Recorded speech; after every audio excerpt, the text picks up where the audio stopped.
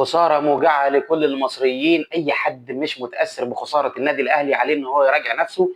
ده فريق مصري اتغلب قصاد فريق برازيلي، البرازيليين فرحوا وفي مصريين زعلوا، فالطبيعي إن أي واحد مصري يزعل على الأقل عشان في مصريين زعلوا، حتى لو كان ده فريق بينافسنا في البطولات المحلية. خليني اقول لك كده مشكله الاهلي باختصار: بالميراس بيلعب ضغط متقدم، مفيش حد في خط الدفاع او في خط النص بيقدر يطلع بالكوره، فالحل بيكون انه الجناحين ينزلوا لنص الملعب عشان خاطر يستلموا ويحركوا زمايلهم، وده فعلا كان بيحصل. تريزيجيه وزيزو كانوا بيسقطوا في نص الملعب عشان يحركوا اللعب، لكن المشكله هنا في اختيار الاجنحه. لما تفكر انت بتلاعب مين، زيزو وتريزيجيه الاثنين ما عندهمش الملكه دي، ما عندهمش ملكه ان هم يقفوا على الكوره ويرقصوا ويعملوا دريبلينج ويحركوا اللعب.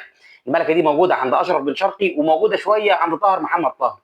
زيزو وتريزيجيه عندهم القدره على الارتداد السريع، عشان كده تريزيجيه قصاد انتر ميامي كان مستواه كويس خالص وكان ظاهر بشكل كويس خالص، لانه بيعرف يروح بسرعه وينطلق بسرعته. عشان كده لما الاهلي نزل اشرف بن شرقي مستواه اتحسن نسبيا.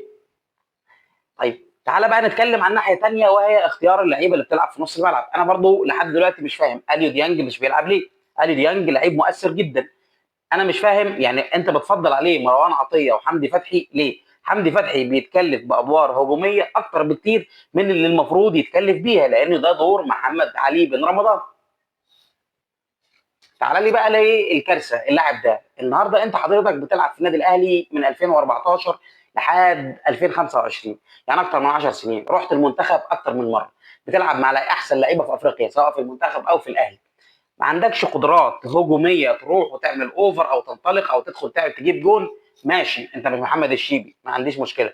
ما عندكش قدرات دفاعيه قويه في الالتحامات وقدراتك البدنيه مش قد كده، برضه ما فيش مشكله. لكن بقالك 10 سنين بتلعب في الاهلي ومش عارف تباصي الكوره، وكل الكور اللي بتلعبها لزمايلك بتروح غلط، او الكور اللي بتتلعب لك ما بتعرفش تستلمها.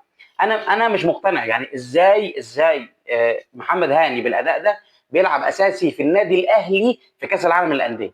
لو في حد عنده اجابه للسؤال ده يا ريت يقول لنا.